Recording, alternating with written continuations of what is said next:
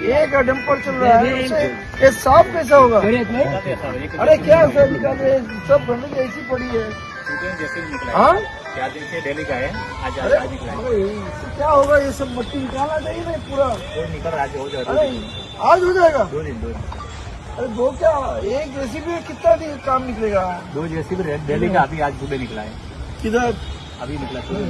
सुबह कहाँ निकला है? आप फोटो बताओ, डेली का रोजाना 2 जेसीबी। अरे जेसीबी निकला नहीं, इधर से निकला है कि किधर से? क्या बोल रहे हैं आप? इधर से गया है, सुबह निकल गया था।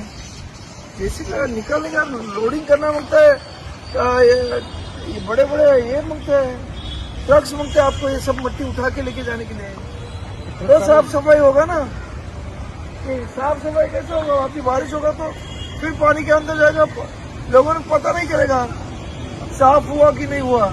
हाँ आप बोलो कि साफ हो गया। हाँ बोलो। हाँ